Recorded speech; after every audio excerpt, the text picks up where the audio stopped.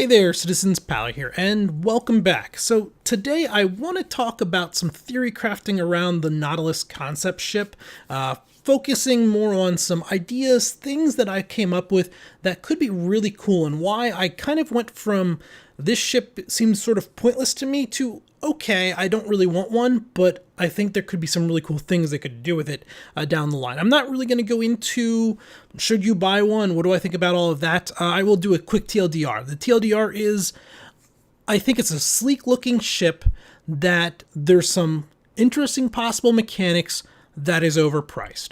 And obviously the price is subjective, but I think if you look at where it fits in, it's priced just under the Polaris, $700, $725, compared to $750 or something like that. I forget the exact numbers, but it's within like $50 of the Polaris, which, for in my opinion, the Polaris is going to be a much more sustainable, reliable, predictable platform.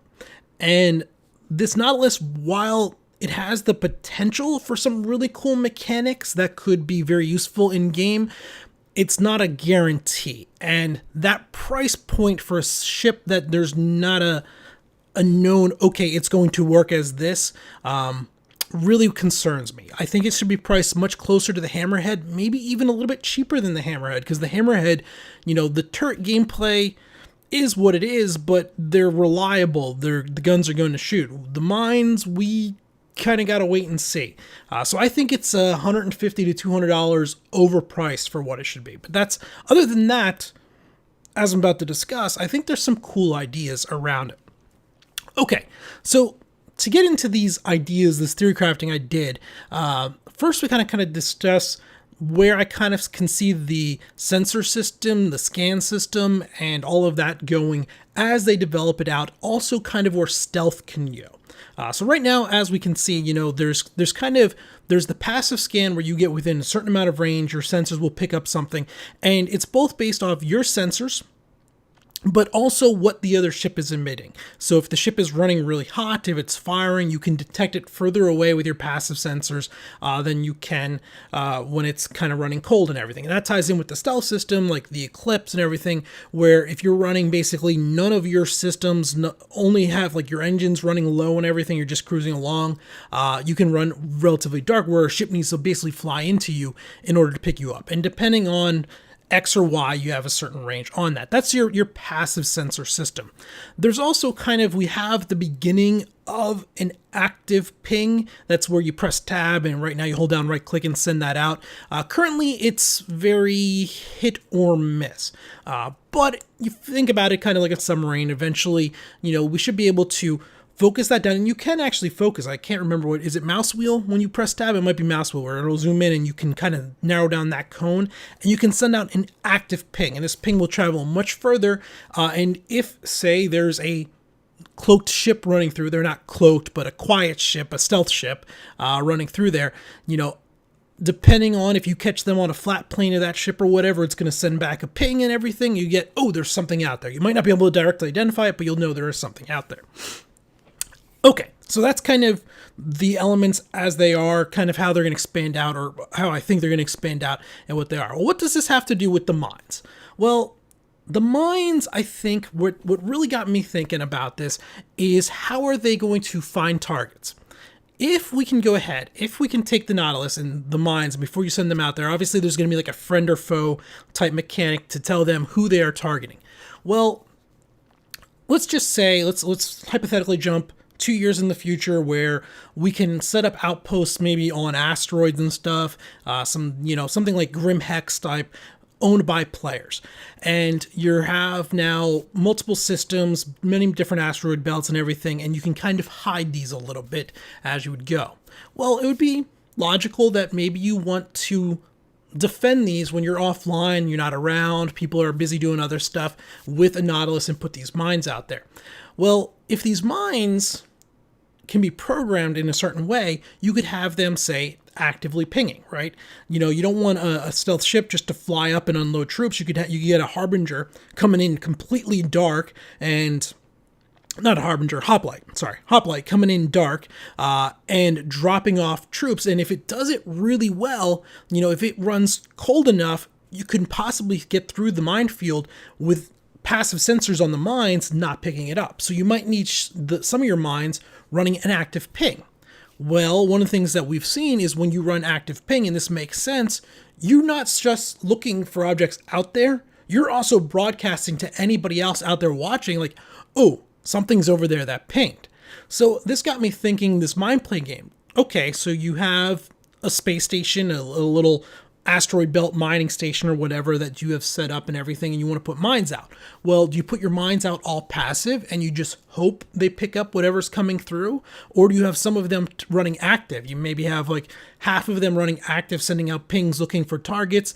If they find the targets, then the other ones can engage them. But at the same time, running those active pings means that you're basically broadcasting to people in the area, a larger area. So someone just flying along, not even trying to find your base, might see like, why are there 10 things over there actively pinging away? Well, they must be mines. Well, why would there be mines over there? Oh, there must be something of value there. Now we need to go over there and take a look at them.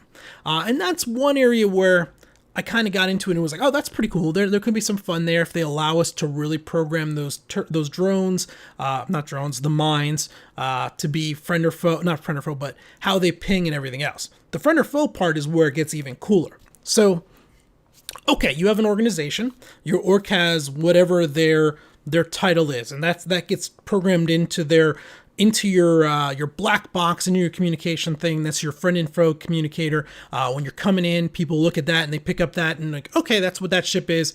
They're on our whitelist. They can come on through. The mines are not going to activate on them. Here's where I think there could really be some cool gameplay. Those things could be hackable, crackable, stolen. So you have a friendly or a hostile corporation you're at war against or whatever, and you know they have a really well defended base that's using the friend or foe system. Well, you catch one of their ships out in space or whatever, you disable it, you kill the pilot and everything, and you yank their black box, their communication box, whatever it's going to be.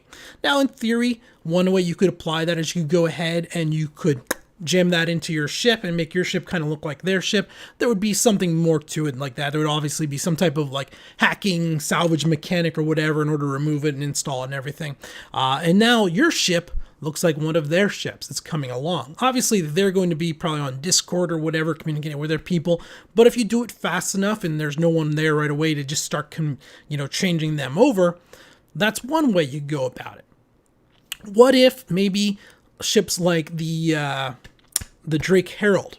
What if that ship's able to sit outside of this base with these mine defenses and everything, and as ships are coming and going, it just quietly watches them and it reads their friend or foe signature, reads what they're going, whatever communications they're sending off, and it records them. You could then go back and perhaps with enough technology and everything, they could make a way where you can just go ahead and craft your own. Now you've just crafted like a hacked version of their software. So the Herald watches, okay, we watched 3 ships leave, so we have these codes. We're going to go ahead now and we're going to make 3 of those, and we now send 3 of our own ships in, and they don't know they've been stolen. They don't know they've been compromised. They're for as far as they're aware, these are still good, safe codes. You go in, land, drop them off, and do whatever you want. You could also, with these friendly codes, maybe you catch the codes of the actual Nautilus leaving, coming and going or whatever. You could then upload those codes into your own friendly Nautilus, go in, reprogram their own friend or foe system to target their own ships when they're coming and going. So then like when the raid's going on, they're flying back in, coming back to rally around their base, and all of a sudden their own defensive systems are now targeting them. Do you see where I'm going with this? Now, we have no idea how many of these are actually going to go into and end up in the game. But if there is, we know there's going to be some type of friend or foe system, some type of identifying your ships. But if there is a way of removing those from enemy ships, putting them into your ships, a new way of hacking them and all that stuff, recording them, creating your own like illegal black boxes and stuff, maybe having more than one corresponder or transponder on your ship. So you're flying along and you're on your normal transponder that the UEE's all happy, and then you drop out and you're coming into this, you flip that one off, flip the other one on, and this could all be illegal. So say you have this hidden inside your ship. I can see this really in the Mercury Star Runner. That seems like that type of ship. Where, if authorities find it, it's illegal to have two transponders in your ship broadcasting these different signals and everything. So you have to kind of hide it within your ship, or having that ship, you then can't take that into, high security areas with all that type of stuff. There's some really cool aspects there. We need to see how that plays out, right? We don't know which mechanics are going to work, how well they will work, when they'll be implemented. And that's a lot of why I'm looking back at the Nautilus and at its price and being like, you know what? It's a little too much for what they're asking. If it ends up just being, we deployed 24 or however many drones, I forget, whatever they're saying, sentry drones out there, and now there's a small area of denial. Okay, that's kind of cool, but I'll just come at it from the other side, or I'll sit outside their range and I'll just snipe them with some cannons or whatever. Yeah, they'll slow us down, but they're not going to keep me from getting through. Or maybe you just send an interceptor through there at full speed and they all turn and they start chasing that interceptor, but they can't catch the interceptor. So you pull part of the protective cover blanket away from an area, and then you fly in with your other ships as they're chasing the interceptor away the other way or something. That seems a little too easy to defeat, so I'd like to see some more beyond that. But yeah, that's some of the neat ideas that came up around the Nautilus that really got me excited for like this counterplay within the espionage and your corporate warfare type stuff that could go on later down the road. Who knows if we'll ever see it? It could all just be a pipe dream, but I think that type of stuff would be something Chris Roberts would love and probably work towards. That does seem to be his type of jam. Let me know what you guys think in the comments down below. How many of you picked up the Nautilus? Are you excited for it? Are you excited for the new ship that's probably being revealed here in a week or two? I know that one has piqued my interest. Yeah, let me know. Until next time, this has been Paller. Thanks for watching.